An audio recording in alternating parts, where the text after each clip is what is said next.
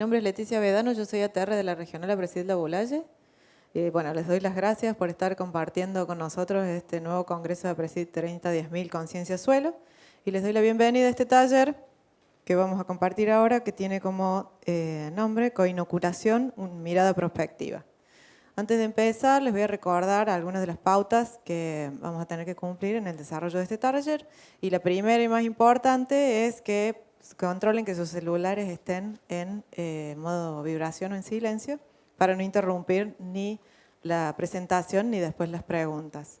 Este taller va a tener la metodología acostumbrada, es decir, un espacio en el cual vamos a compartir una presentación de aproximadamente 20 minutos y luego vamos a abrir un espacio de preguntas.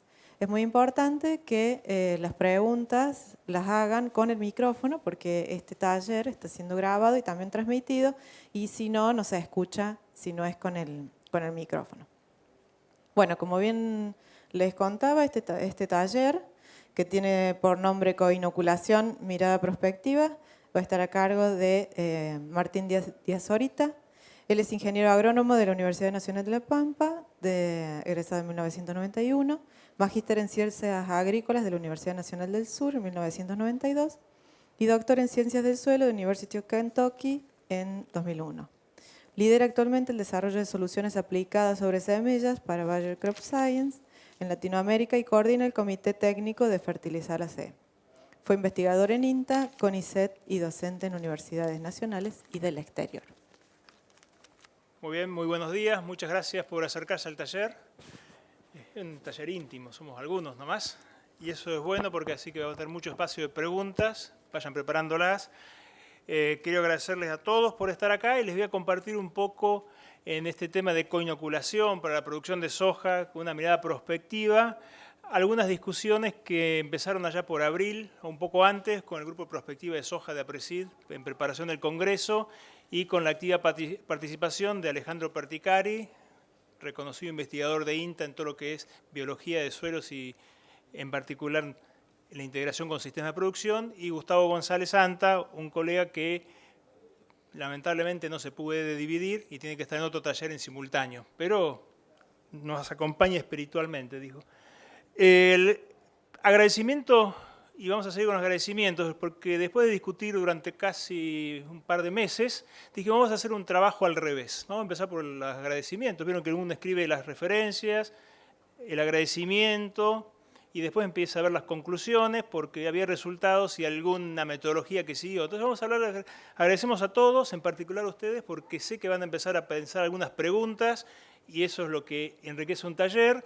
Y para darles algunas pistas, hicimos algunos interrogantes, de los cuales acá tenemos un experto sentado acá en la segunda fila, de la zona cercana a Montegüey, que ya lo usa. Así que ya empezamos a ver qué es la coinoculación o consorcios, esas preguntas grandes, si son todas iguales, qué entendemos por esa práctica, bajo qué criterios haríamos la elección o no de estos coinóculos o microorganismos, si vamos a esperar impactos sobre el suelo o sobre el sistema, y por sobre todo, cómo vamos a avanzar en su implementación, o si hay que avanzar en esa implementación o sus ventajas y desventajas. Tengamos en cuenta que son las primeras preguntas para ahorrarles a ustedes esa discusión. Es decir, esto vamos a tratar de cubrirlo entre Alejandro y yo en la presentación, y si nos olvidamos, vale repreguntar si che, no hablaron de tal cosa. Como vamos a empezar un viaje, y como todo viaje, cuando uno sube al avión, nos dice, vamos a ver algunas pautas, le vamos a dar unas pequeñas advertencias para entender hacia dónde vamos en las conclusiones. Y como también sé que en la sala hay algunos ansiosos que no quiero mirar, y les voy a decir cuál es la conclusión ya. Así que se pueden ir y lo whatsappeamos a las preguntas y demás. La primera advertencia es que, siguiendo un estudio publicado por el doctor Rosenthal en el año 79, un estudio de psicología, que habla sobre el llamado problema del fichero. No todo lo que uno ve publicado es la realidad, se encuentran desvíos. Entonces, lo que vamos a estar conversando es información publicada, dura, que existe sobre el uso de coinoculación, es decir, varios microorganismos aplicados en un cultivo. Pero eso está bueno porque encontramos mucha información que nos dice que hay diferencias cuando uno coinocula. Después vemos si las diferencias son positivas o negativas, pero que las diferencias están. Lo que sí sabemos, a los que hacemos experimentación, que no todo lo que estuvimos procesando es lo que está publicado. Por lo tanto, no sabemos cuál es la magnitud, cuál es el error, el riesgo de tomar esta práctica como tal, como verdad absoluta, o nos obliga a nosotros, como técnicos, profesionales y productores, a agudizar nuestra visión y empezar a tener nuestra propia percepción de la magnitud y la frecuencia con la que el fenómeno ocurre. Entonces me adelanto a la conclusión. La coinoculación, sin duda, que es la aplicación combinada de más de un microorganismo, nombre y apellido, después lo charlamos, es una promisoria alternativa que nos ayuda a mejorar la producción de soja. No hay ninguna duda que hay evidencias que la producción de soja y de casi cualquier cultivo mejora cuando tenemos un ambiente biológico saludable alrededor de las raíces. Pero, en negociación, cuando uno dice pero, que decir todo lo que te dije antes no sirve, entonces, pero, para adaptarlo es conveniente que atendamos todas esas situaciones propias de mi sistema de producción. ¿Qué quiere decir? A partir del fin de esta presentación, todos los que estamos en esta sala vamos a ser embajadores de la experimentación en coinoculación. ¿Por qué? Porque vamos a tener que mirar con curiosidad, medir y comentar para poder darle las magnitudes en nuestros propios sistemas de producción, sabiendo que hay alguna información que nos dice por ahí pasa parte del tema. Así que con eso, muchísimas gracias. Los ansiosos pueden salir y seguimos con los más moderados que quieran entender el desarrollo, cómo fuimos llegando a estas conclusiones con Alejandro principalmente. Cuando hablamos de suelos, estamos hablando, en la definición moderna, actual de suelo, de un sistema biológico complejo, donde hay una, a la vez, compleja combinación de organismos que cada uno tiene su función y su actividad. Es decir, la parte mineral, la parte que le da sostén al suelo, interactúa para darle un espacio físico a una actividad, y el suelo en sí mismo es un complejo sistema biológico. Ese complejo sistema biológico, o el mundo subterráneo, y ahí hay una figura que nos muestra en relación a una planta qué cantidad de diversidad de microorganismos o de genes aportados por microorganismos, está rodeado de nemátodes, hongos, protozoos, bacterias, algas, virus, que aportan funciones específicas, muchas desconocidas, pero su ausencia hace que esa planta deje de ser, en condición natural o artificial, productiva o en equilibrio con el ambiente. Y ahí surge una primera definición. Vamos a dejar de hablar de microorganismos benéficos o de procesos, sino vamos a hablar de microagricultores, es decir, pequeños organismos de distintos géneros, especies, de distintas funciones, que participan dándole sentido al crecimiento de una planta y que hacen el sostenimiento de la agricultura, en el cual no negamos su participación necesaria y por la cual hoy, con las herramientas que disponemos, podemos avanzar en entender por qué funcionan, por qué están ahí y demás. Entonces, la primera conclusión es, sabemos que los microorganismos que están en los suelos son responsables que los agroecosistemas funcionen. No podemos hacer agricultura sin vida. Y en eso vamos a identificar roles, funciones, que las podemos clasificar como efectos directos, es aquellos que van a darnos lo que estamos buscando, fijadores de nitrógeno, dan nitrógeno, solubilizadores de fósforo, aumentan el acceso al fósforo, como aquellos que hacen efectos indirectos, porque dan precursores de hormonas, mejoran el crecimiento de una raíz para que tenga mejor crecimiento y exploración del suelo, o participan en procesos de balance osmótico en la planta, tolerancia a condiciones de estrés, condiciones de tolerancia a factores abióticos, sin hablar de todo lo que es control biológico, equilibrio del ecosistema en lo que hace a producción de compuestos de regulación de aquellos microorganismos que nosotros definimos como no benéficos, pero que en la naturaleza tienen algún rol por lo cual están y degradan materia orgánica viva y que a nosotros nos afecta, alterando la producción. Abundan muchas evidencias de la importancia de estos procesos, pero hay algunos números que yo quería compartir, algunos comentarios importantes. Algo fresquito, que todavía la tinta no se corrió, pero se va a empezar a correr porque es publicado hace no más de un mes. Es un trabajo del grupo del Dr. Song y colaboradores muy profundo, donde el rol del Rhizobios es esa bacteria que cuando ustedes inoculan hace que las hojas formen nódulos y tomen nitrógeno del aire y nosotros podamos sostener la producción. Dice, el rizobio, cuando ustedes inoculan, no solo ayuda a formar esos nódulos para que tengamos eficiente fijación, sino que su presencia alrededor de la raíz le envía una señal al sistema diciéndole, esto es una planta de soja, por favor, los rizobios que estén por la cercanía, alíñense porque los vamos a necesitar.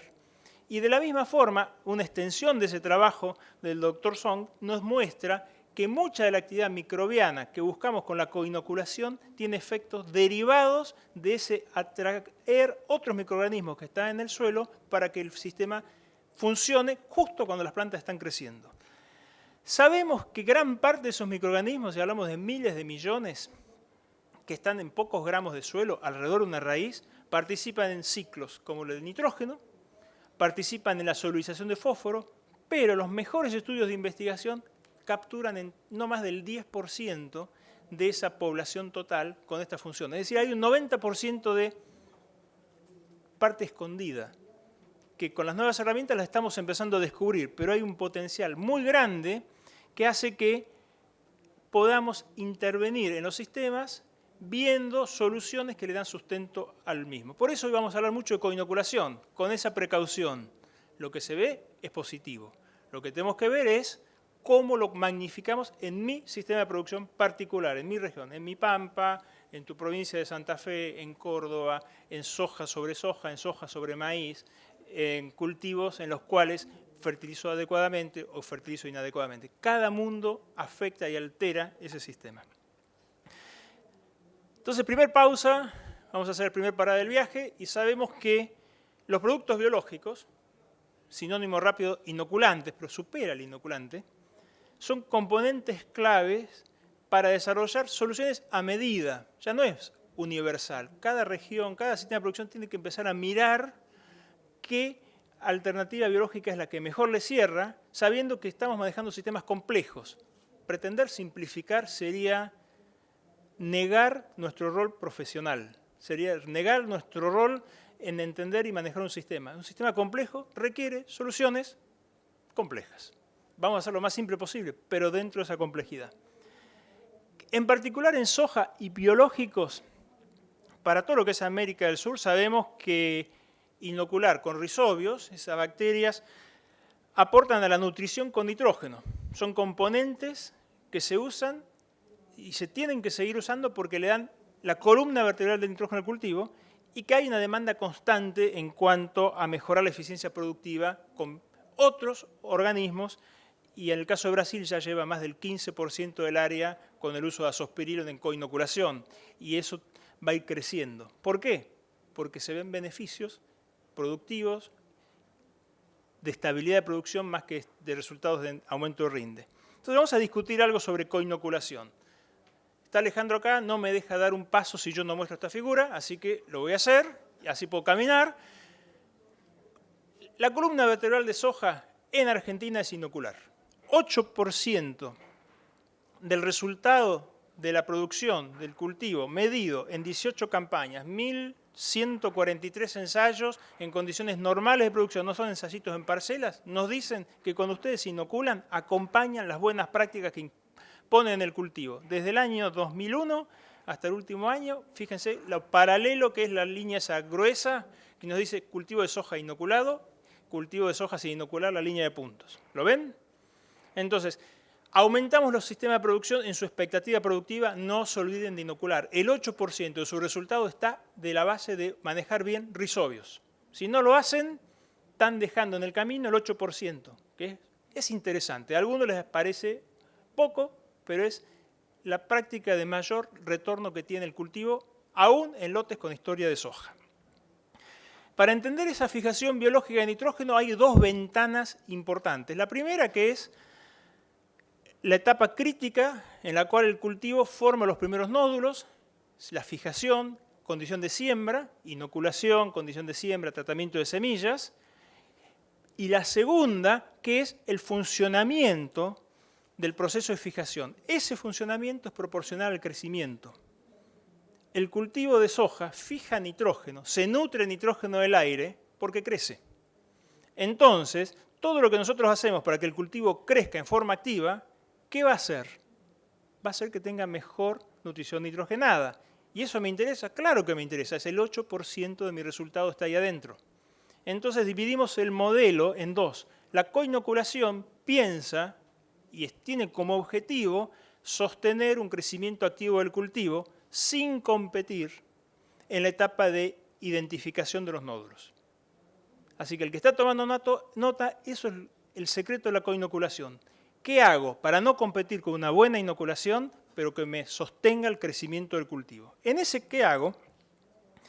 Sabemos que la producción de los cultivos vinculados a tratamientos biológicos pueden tener efectos directos de nutrición, donde hay, fíjense el cuadradito verde, una serie de microorganismos que se los conoce como solubilizadores de nutrientes.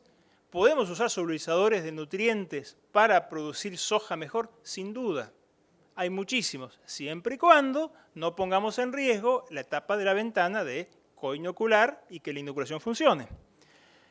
Hay otra serie de microorganismos, de vuelta, cuadradito verde, que actúan en la promoción, en la mejora fisiológica del cultivo para que tenga un crecimiento activo constante. En la medida que hacemos un crecimiento constante, la fijación es constante, la nutrición con nitrógeno es constante, el aporte del rendimiento es constante. ¿Les quedó la palabra constante? ¿Está? Entonces, ahí vamos a hablar de los promotores del crecimiento. Son aquellos factores que ayudan a que el crecimiento no decaiga ante moderadas situaciones de estrés. Un poquito de frío, un poco de día más nublado, me falta un poco de agua, cierro los estómagos un rato antes, tolero el estrés. Y la tercera categoría, que lo pusimos con el punto rojo, y punto rojo por dos razones. Uno, porque actúan al revés, hacen una protección biótica, salen a hacer una coraza, salen a pelearse con los factores de reducción biológico del crecimiento, y lo ponemos en rojo porque son buenísimos para proteger a la planta, pero hay que cuidar el riesgo, porque como son tan hábiles en matar todo, pueden competir algunas cepas con el Rhizobium que queremos que se forme en los nódulos. ¿Bien? ¿Pero hay evidencias de coinoculación con cada una de estas tres categorías? Sí. Y vamos a ir trasladando algunas cosas. Esto lo tenía que presentar, es un trabajo, una tesis de uno de los chicos que trabaja conmigo en Brasil, Pedro Busso, que él trabajó en estudiar la coinoculación desde los cambios fisiológicos que se dan a nivel de planta y cómo medir el valor de la coinoculación más allá del rendimiento. Y lo dejo para que ustedes se confundan. Uno espera que hacen un ensayo que es blanco y negro, que las plantas aumentan el rinde y que porque todos los factores de crecimiento estaban desde el primer día alineados y la planta era más alta, más verde, con más flores, con más vainas y por eso rindió más. Y no, hay que estar atentos porque mucho de lo que observamos con la coinoculación es no vamos a ver grandísimas alteraciones en los patrones de crecimiento del cultivo. Nos va a costar ver plantas más altas, más verdes, con más floración, con más vainas. Lo que sí vamos a ver transformaciones en cuándo se da ese pico de máxima captura de radiación, cuándo se da esa condición de máxima floración, qué es lo que le da aleatoriedad al resultado. Cuando hablamos de coinoculación, me quedan 5 horas, quédense tranquilos, cuando hablamos de coinoculación estamos hablando de alteraciones en el crecimiento normal de la planta cuando usamos solo un inoculante y llevamos a otro sistema, que muchas veces es un cambio temporal de los picos de máxima captura de radiación o de máximo inicio de procesos reproductivos. Vamos a transitar muy rápido algunos ejemplos. Un ejemplo es qué pasa cuando aplicamos en mismo tratamiento de semillas un mejorador, un hongo, en este caso Penicillium vilae, que mejora la nutrición del cultivo y a partir de eso su crecimiento. Este hongo se lo identifica, ustedes lo conocen muy bien, cuando van a un rastrojo, lo dan vueltas, tiene todo ese micelio blanco que se está degradando el rastrojo. Bueno, hay mucho Penicillium ahí. ¿Qué hace? Degrada material orgánico. Si lo degrada, que si lo hace más chico, más accesible para que los nutrientes sean más accesibles. De la misma forma, libera ácidos porque quiere, porque lo necesita, porque es parte de su rol en la naturaleza y hace que ayude a la meteorización, a la degradación de rocas, de minerales, y hace más accesibles nutrientes que están en las partes minerales. Pero también esos ácidos se los ha identificado como posibles precursores de procesos hormonales, cuyo resultado es mejor crecimiento de las raíces. Conclusión, este hongo parece que algo hace en la naturaleza y si lo podemos incorporar en las semillas, qué bien va a funcionar. Hicimos estudios en Argentina, 4 campañas, 110 estudios, vimos respuestas. ¿Contribuye a mejorar la respuesta a la inoculación? Sí. Esa respuesta es independiente de la producción, lo hemos visto en distintas regiones. Lo más importante, aumenta la consistencia de la respuesta a la inoculación. Cuando ustedes inoculan, 8 de cada 10 veces van a tener respuestas muy positivas a inocular. Ahora, cuando usan coinoculación con este hongo, pasamos a 8.3. No es nada. Bueno, integrémoslo, ese 3 puntos más de mejora en consistencia se refleja en rendimiento y en estabilidad del resultado de esa práctica biológica. Ayuda. Como es un solubilizador de fósforo, nos preguntamos, ¿sacamos la fertilización?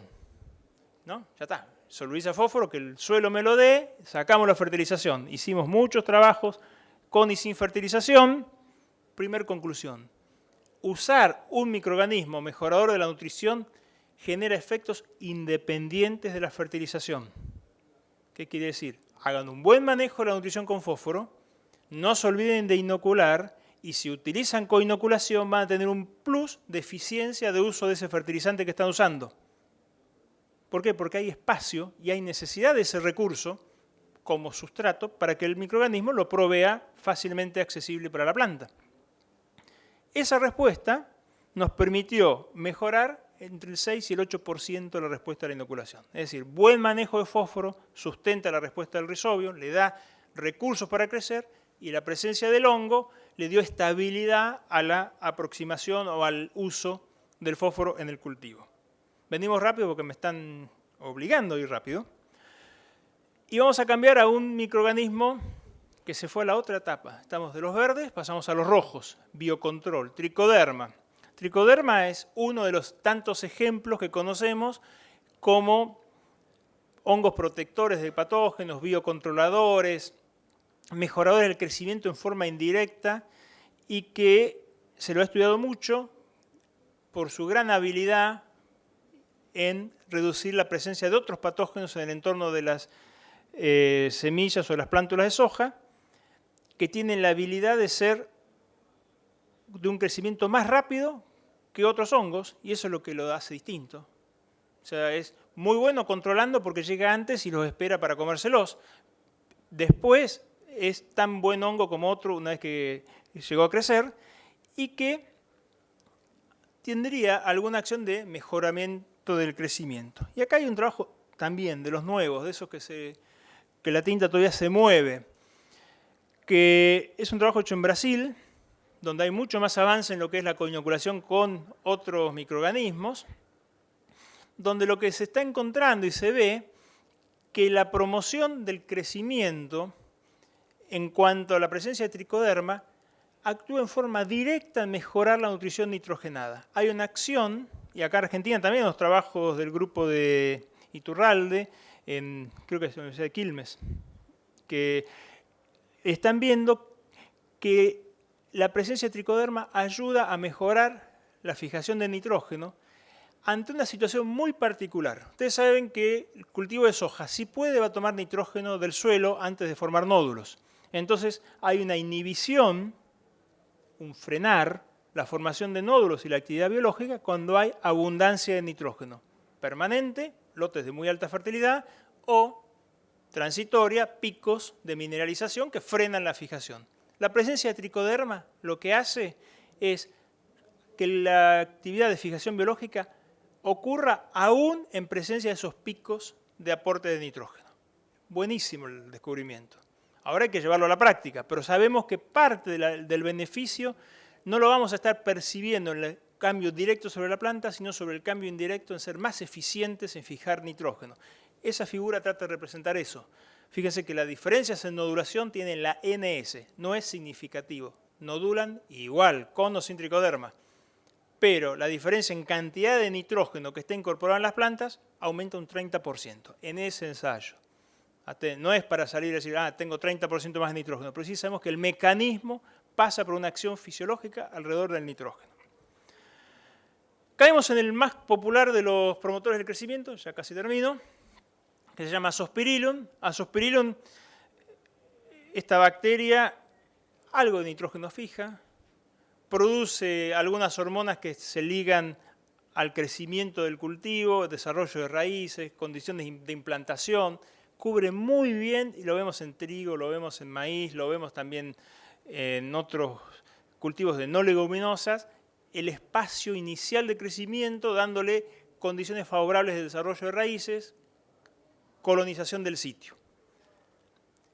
El cambio es en la arquitectura de las raíces. Si pensamos en soja, si alteramos la arquitectura de las raíces, es decir, tengo más raíces en las etapas tempranas, esas raíces crecen de forma más activa en las etapas tempranas, bingo, voy a tener más posibilidades de mejorar la etapa 1, fijación de nódulos. ¿Se acuerdan los dos momentos?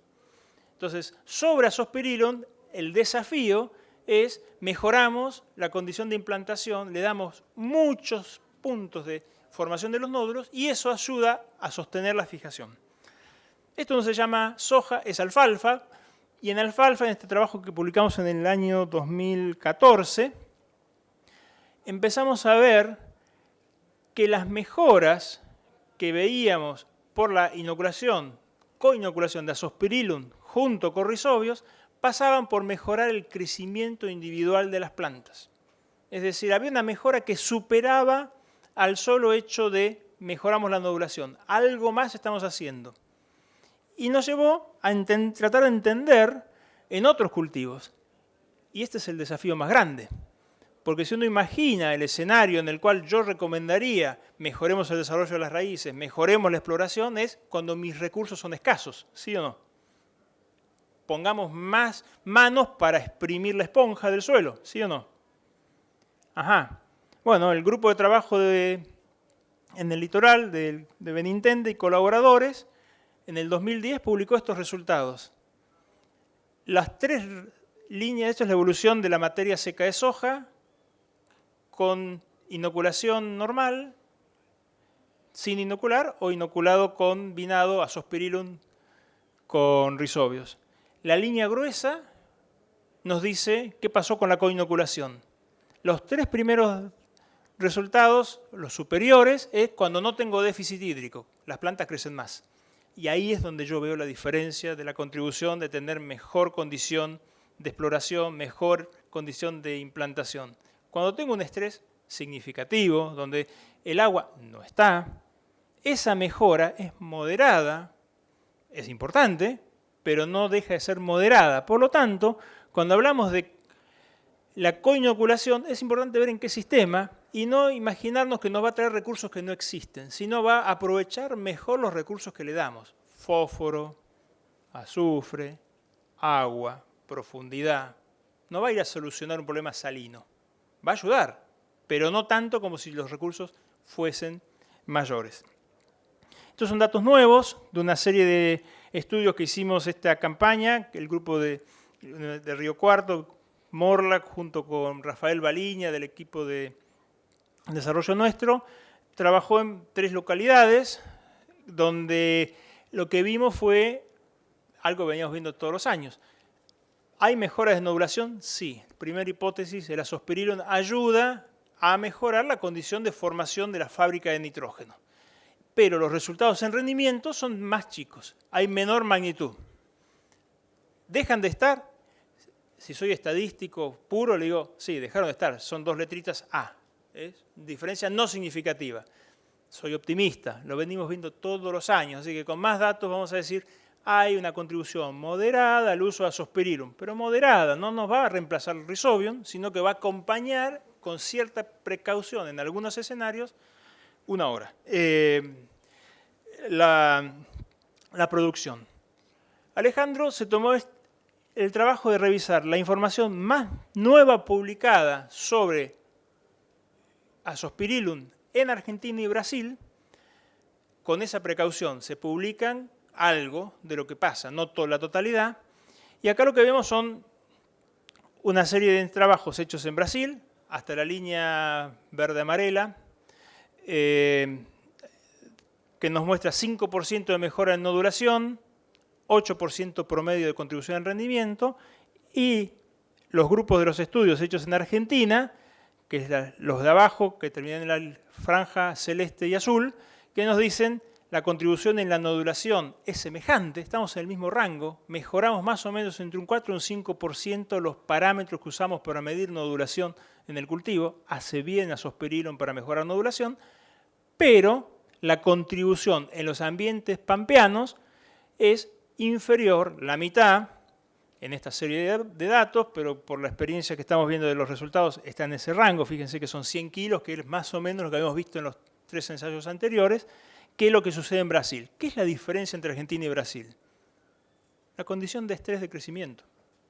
Tengo los recursos, tengo un potencial, pero tengo más escapes en Brasil. Entonces Azospirillum le da esa posibilidad de hacer algo más estable al crecimiento. Nosotros tenemos menos condiciones de estrés en términos relativos, tenemos potenciales de rinden más altos, por lo tanto, es un muy buen seguro la coinoculación, pero no necesariamente un salto productivo. Es una muy buena forma de reforzar el valor de la inoculación.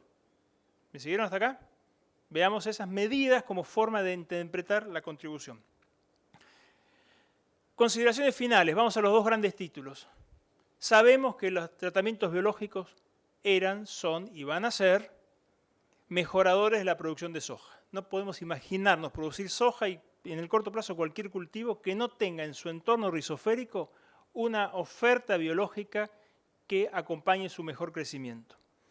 Sabemos que hay aportes promisorios, prometen, hay información, hay evidencias y demás, que combinar, coinocular con otros microorganismos ayuda. Pero acá me surgen varias preguntas. La primera es, ¿qué capacidad tenemos nosotros de identificar qué proceso quiero modificar? Y a la vez, ¿qué posibilidad tenemos de imaginarnos que habiendo elegido microorganismos en forma individual, cuando lo mezclemos, funcionen como tienen que funcionar? A menos que les hagamos un buen coaching y les expliquemos, vos vas a tener que hacer esto y no te me desvíes, va a ser complicado. Entonces empezamos a ver los desafíos. El desafío es, y lo hacemos a propósito con Alejandro normalmente, es para que nos sigan invitando a Presid, esta temática tiene una búsqueda continua. No hay un punto final de la coinoculación. Empezó, sigue, va a seguir creciendo. Y la segunda es para ustedes. La valoración es in situ. Podemos venir, traerles la mejor información, los mejores estudios de investigación. Vamos a seguir apoyando esas líneas, pero los números, la aprobación va a venir desde ustedes. Y hoy lo conversaba con un colega de la zona de Darregueira. La coinoculación la tenemos que pensar como planteamos nosotros las estrategias de manejo de variedades. Es muy raro que uno siembre una única variedad en una única fecha de siembra en su negocio, en su estructura de negocio. Generalmente diversifica, tiene 2 o 3 variedades, hace una pequeña ventana de fechas de siembra, cubre un espectro. Con la coinoculación tenemos que pensar en forma semejante.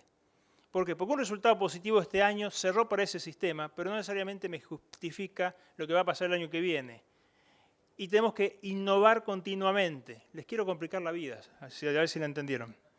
Y eso es, experimenten, no tengan miedo, no les cierren la puerta, pero tampoco se casen con una sola formulación. ¿Por qué? Porque el sistema complejo que es el suelo nos obliga a ser complejos en nuestra forma de interpretarlo y eso es lo divertido.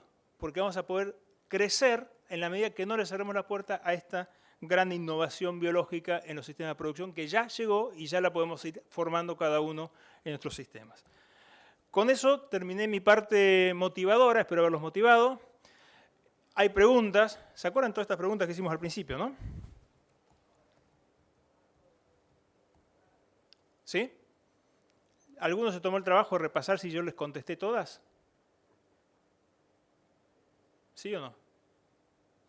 No, no contesté ninguna. Así que empecemos a conversar, hagamos intercambio. Ale está acá también, él se va a encargar de responder. Yo ya terminé mi trabajo. Muchísimas gracias y empecemos el debate. Bueno, le agradecemos con un aplauso. La primera parte. Bueno, queda abierto el espacio para las preguntas. El que quiera, pida micrófono. Justo vos. Bueno.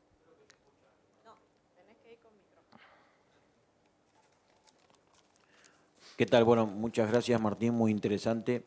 Mi pregunta es si existe un número, un N de organismos que se puede combinar en coinoculación, si hay un N óptimo o un N máximo. Vos planteaste ahí una paleta interesante de microorganismos que se pueden utilizar y ahora pensando en voz alta me imagino un coinoculante con organismos tanto para la promoción de crecimiento, la inoculación y captación de nutrientes e incluso la bioprotección. ¿Pero existe un N máximo o no? ¿O esto es ilimitado? Voy a empezar por una respuesta rápida. No sé. Número exacto, no sé. El limitante te lo va a definir Rhizobios. O sea, hay un N máximo tal que la carga de Rhizobios que vos estás aportando sobre la semilla no se vea alterado. ¿Por qué? Porque la columna vertebral pasa por la inoculación. El resto vienen acompañando. Y eso hace que uno imagine, y hay un ensayo y un trabajo de proyecto de investigación que empezamos ahora, en pocos días más, donde vamos a ir creciendo hasta, no el infinito porque no podríamos, pero en forma muy significativa cuántos microorganismos ponemos y procesos aportamos a la rizósfera. Acordándonos que los tratamientos de semillas son una de las distintas alternativas de incorporar esos microorganismos. Entonces, el número va casi al infinito si uno imagina coinoculación, donde todos los coinoculados van al surco y la semilla sigue siendo la dueña de la inoculación con Rhizobios. Tomémoslo como hipótesis, no buscaría un N máximo, sí un número que no altere la calidad del tratamiento de Rhizobios. Cuidando que en esa calidad no sea no solo un número, sino haya un efecto de problemas de compatibilidad. Ya sabemos, por ejemplo, algunas tricodermas les encantan los Rhizobios, se los hacen de desayuno. Hay unos bacilos que los comen al mediodía. Entonces, hay que evaluar compatibilidades. Y ojo, lo que dije de desayuno y demás es uno porque funciona, se los comen cuando están en el inoculado y otro cuando empezó a formar se van derecho al nódulo. Quería comentar algo extra. Cuando contaba Martín muy bien en el tema del trabajo del grupo de SOM, ya existen consorcios naturales, coinoculación natural, o sea, y está muy bien lo que decía él, el límite de Rhizobio. En la naturaleza conviven, de hecho, algo que no se coinocula, pero está presente en todas las situaciones hojas, son las micorrizas, que ayudan mucho a que los procesos finalicen bien, aportando fósforo, dando resistencia a enfermedades. Bueno, entonces, lo natural es complejo, o sea, que lo que se agregue como coinoculante tendría que ser para favorecer eso que ocurre naturalmente. Y si cuando sigamos trabajando encontramos parte de lo que está naturalmente que combine, bueno, eso sería lo deseable. Pero el límite es Rhizobio, o sea, eso está claro.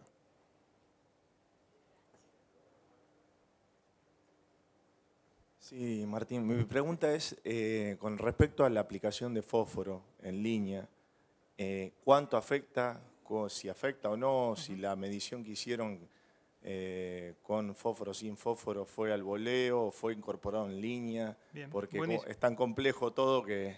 Bien, vamos por partes. En particular el ensayo se hizo fertilización en la línea. O sea, mientras no afecte a las plantas, estamos todos tranquilos, son más sensibles las plantas al daño salino de un fertilizante en contacto con la semilla que los microorganismos. Así que desde ese lado, tranquilos, estamos bien.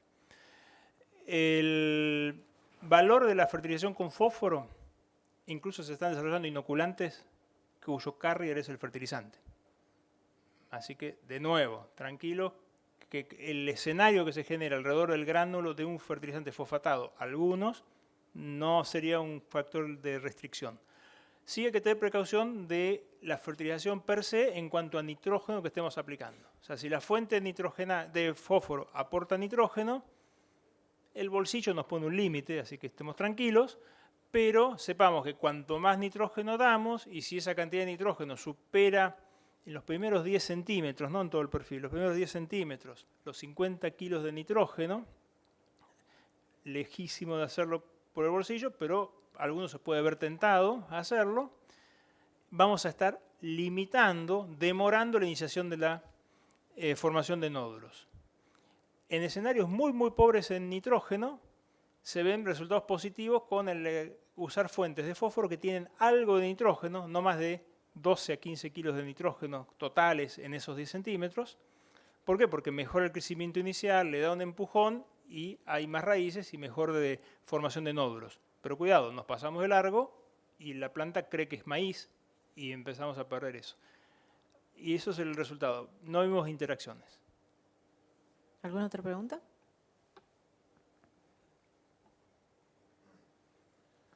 La pregunta, además del fósforo, digamos, si todos los terápicos de semillas, sea todo fungicida, todo eso que solemos meter, si también puede perjudicar. Bien, buenísima la pregunta, porque hablamos tan rápido que somos todos biólogos acá y no había nadie hace química. Todo lo que pongamos en el entorno de la semilla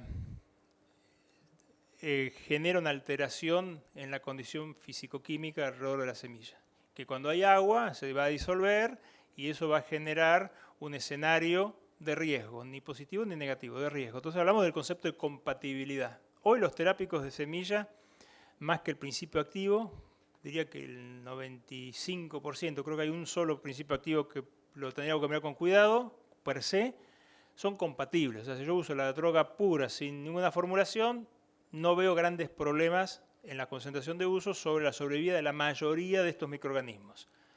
Lo que lo complican son los formulados. El formulado es el excipiente, el espesante, el colorante, los protectores, porque como tiene algunos compuestos orgánicos, para darle más estabilidad al formulado químico, si le da protección orgánica, va a tener acción SIDA sobre los microorganismos. Entonces, todo lo que estamos hablando, por eso hablamos tanto del tema sistema, requiere revisar bajo qué condiciones de tratamiento de semillas lo voy a estar haciendo, porque de la misma forma que vos preguntabas cuál es el número máximo y nos preocupamos por Rhizobio, bueno, ¿cuál es tu sistema de producción? Porque no todos los tratamientos se hacen por igual, pero sí alteran. Entonces, el primer filtro es, ¿son compatibles o no son compatibles? ¿Se le puede buscar la compatibilidad? Sí. Inoculamos al surco, nos olvidamos de los problemas químicos. Usamos protectores, ustedes saben, en soja empezamos a usar aditivos de protección. Eso me mejora la compatibilidad con el tratamiento químico. Cambiamos las formulaciones, lo que tenemos algunos años más trabajando en esto, nos acordamos que los primeros fungicidas eran de color azul, usaban a ser de metileno, después cambiaron a ser de color rojo, hubo cambios en las formulaciones para hacerlos compatibles, las formulaciones combinadas, ¿sí? Todos esos son cambios que buscan la compatibilidad. Hay que estar atentos. No hay receta exacta, ¿sí? Preguntar y no creernos todo de primera, hay que preguntarlo. ¿Alguna pregunta más?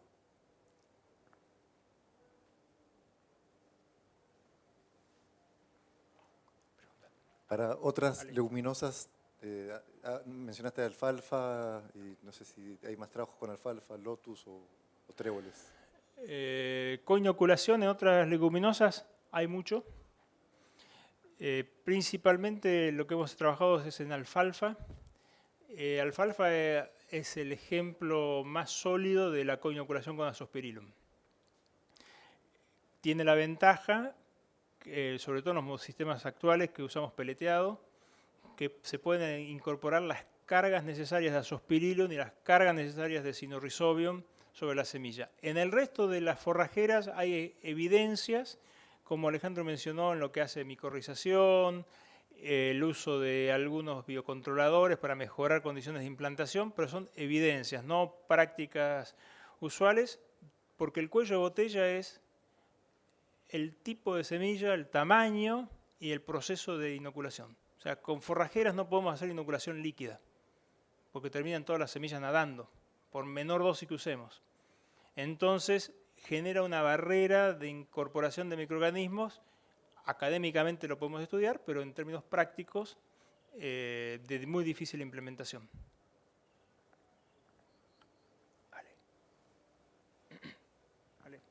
Sí, ¿qué tal? Buen día.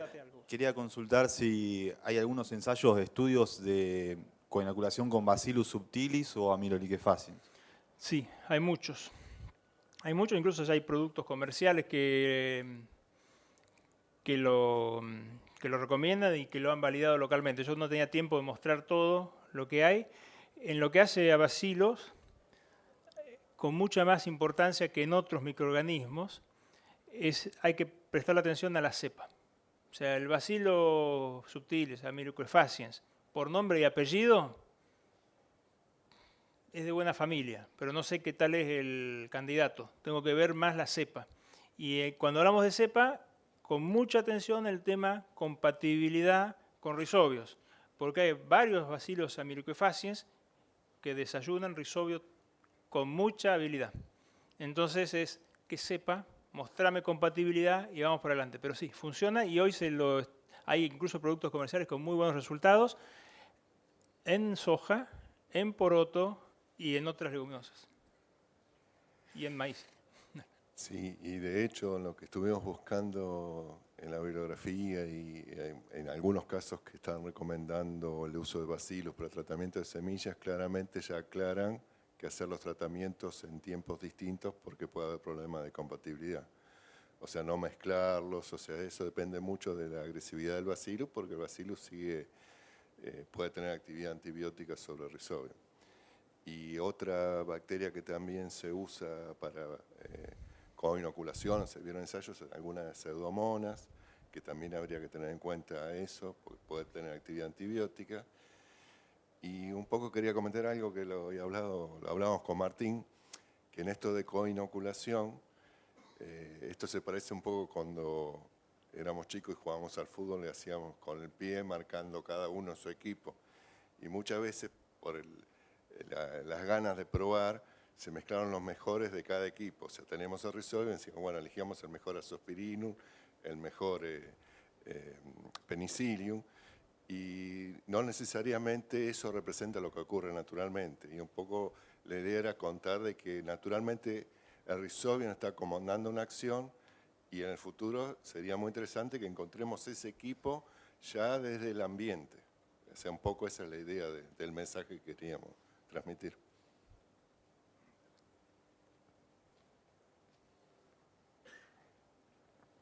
En cuanto a nódulos, ¿se puede saber qué cantidad o si estamos bien en cuanto a nódulos en las raíces, descalzando plantas o estamos por debajo o el color de los nódulos? ¿Cómo sabemos qué incidencia tenemos? Bien, buenísimo. En soja hay muchos estudios en los cuales vemos cómo los rendimientos maximizan de acuerdo a un cierto número de nódulos. Así que sí, ver nodulación ayuda muchísimo para entender si tenemos la fábrica y sus sucursales establecidas. Entonces acá vamos a empezar no te voy a dar número, prepárate, así que si guarda la virome, porque no vean el número. Lo que vamos a ver es, primero, ¿qué miro en nodulación? A mí lo que me interesa es que ese establecimiento temprano de la formación de nódulos sea realmente temprano. Entonces lo que tengo que mirar antes de ir a contar nódulos es dónde están. Sepamos que por cada gramo de nódulo, no número, gramo de nódulo que yo formé sobre la raíz principal, necesito 10 gramos de nódulos fuera de la raíz principal para que abastezcan con el mismo flujo y cantidad el nitrógeno. Entonces, yo los convencí rápido. ¿Dónde quiero tener los nódulos? La raíz principal. La planta de soja quiere lo mismo. Dice yo, me resulta más eficiente parar la fábrica en la avenida, porque ahí me pasan todos los colectivos, me lleva la gente, me la trae, que en las calles laterales, que es más tortuoso, más costoso, no siempre llegan a tiempo, necesito poner más sucursales. ¿Estamos bien hasta ahí? Entonces miramos ubicación primero. Tamaño. O sea, si tengo algunos en la raíz principal, pero son unos puntitos, y en las raíces laterales tengo unas pelotas de golf, decir, acá pasó algo raro. ¿Por qué? Porque se empezaron a formar muy tarde. Si es chico, se forman muy tarde, si son más grandes, se formaron antes. Entonces, tamaño influye. Y color, vos mencionabas si hay alguna coloración. Sí, es muy simple. Si están rojos, es decir, que tienen LEG hemoglobina, bueno, un compuesto que hace que la fábrica tenga una atmósfera tal, deprimida en oxígeno, que obliga a que esas bacterias tomen nitrógeno del aire y lo transformen como su fuente energética. Entonces buscamos que sean de color rojo. Cualquier otro color, verde pardo, blanco, marrón, nos está diciendo muchos mensajes, pero esos nódulos no son lo que yo busco. Entonces miro que sean rojos sobre la raíz principal. Número, o sea, algo te tengo que decir de número. Hicimos un muy buen relevamiento, 1000 y algo de lotes de producción, donde vimos que sobre ese cilindrito, ¿sí? Eso, cuello de la raíz principal, ¿se acuerdan los que sacábamos fotos, que venía el tubito de fotos? Esos 2,5 centímetros que tiene o 3 el cilindro de la foto, puesto sobre el cuello de la raíz principal. Si en ese lugar teníamos más de 6 a 9 nódulos, cualquier número mayor a 6 a 9, era muy difícil que el rendimiento máximo fuese más alto. Es decir, cuando tenemos menos de 6 a 9, entramos en una situación de riesgo que nos va a costar alcanzar la máxima producción. Es decir, vamos a empezar a restringir. ¿Por qué? Porque mi fábrica va a estar al límite de perder competitividad. Va a depender mucho más de los laterales. Entonces le va a poner un freno a su posibilidad de abastecer la fábrica de materia seca de crecimiento. ¿Sí? Entonces 6 a 9 sería el borde. Cualquier número por arriba bien, por debajo me preocupa. Hay una variable importante. La fijación de nitrógeno, nosotros la creemos y la queremos ver como cultivo. Se mira por planta. Entonces un indicador que hay que mirar es porcentaje de plantas que tienen esa nodulación. No el promedio. Mi lote tiene 9 nódulos en promedio. Sí, pero tengo 2 plantas, una con 18 nódulos y otra con 0. La que tiene 0 rinde 0, la que tiene 18 rinde lo mismo que si tuviera 9. ¿Me siguen? Entonces hay que mirar un indicador más que se llama porcentaje de nodulación. El porcentaje de nodulación en etapas muy tempranas es qué cantidad de plantas encuentro en el lote, no todas, porque si las descalzan se quedan sin cultivo, algunas, la muestra que ustedes usan, esas 10 plantitas en un surco, que superan los 3 a 5 nódulos en el cuello. ¿Qué me está diciendo? Porcentaje de plantas que ya tienen la fábrica establecida. Y ahí sí me preocupo mucho. Si tengo menos del 90% de las plantas con nodulación adecuada, si tengo menos del 90% de las plantas con nodulación adecuada, es un cultivo que no va a cosechar ese 8% de mejora por respuesta a la inoculación. Porque no hay transmisión de nitrógeno de una planta a la otra. Entonces voy a tener un 10% de mis plantas que van a estar subnutridas y me cosecharon la respuesta del resto del cultivo. ¿Lo siguieron hasta acá? Entonces, no te respondí el número, te di algunas pistas, pero miren, ubicación, tamaño, color y cantidad de plantas que siguen ese patrón. ¿Sí? ¿Alguna pregunta más? Vamos con la última. Costos versus resultado en coinoculación. Yo no toco el dinero, así que no puedo responder. Sí, mira, vamos a empezar por una frase al revés. Todos estos desarrollos agronómicos hacen sentido y si vamos a solamente hablar del rizobio inocular, hoy el retorno a la inversión del que inocula bien supera el 20 a 1. Es decir, invierte 1, transformarlo en kilos de soja, lo que quieras, vas a llevarte 20 kilos por cada uno que pusiste. O sea, vale la pena prestarle la atención, hacer bien la práctica, porque es sin duda dentro de las prácticas de manejo del cultivo la que mejor retorno individual tiene. Pero ahí te voy a complicar, porque la soja, como casi cualquier cultivo, pero en este caso con esta ayuda del nitrógeno de afuera, vive gracias a la cantidad de nitrógeno que toma el aire. Entonces, hacer un manejo por relación de costo de la práctica en sí misma es poner en riesgo el sistema en completo. ¿Por qué? Porque la práctica de inoculación mal hecha es carísima, bien hecha da sentido, la coinoculación apunta hacia que dé sentido y los que estamos en desarrollo de estas tecnologías vamos a estar pidiendo una retribución, llamarlo costo, tal que vos la sigas usando porque le da sentido al cultivo. O sea, no me preocuparía por el tema costos, sí me preocuparía en ponerle una barrera a algo que es superable por el resultado en sí mismo. que el cultivo lo necesita. O sea, pensar en hacer soja sin un tratamiento biológico es olvidarnos que estamos haciendo soja.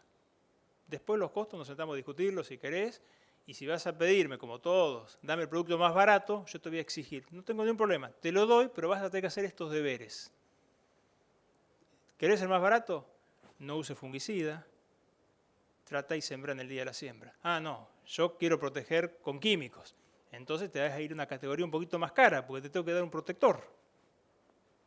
¿Sí? Y no, pero yo por logística quiero tratar 2 días antes. Te toca un protector distinto. Entonces, tu sistema define el costo. Pero el resultado es lo que vas a capturar. Un sistema biológico que integra soja, rizobios y en el cortito plazo otros microorganismos. Buenísimo, le agradecemos de nuevo. Muchas gracias a todos. Acuérdense, son todos embajadores de este tema. De acá, con Alejandro terminamos, vamos a empezar a hablar de otras cosas en el futuro.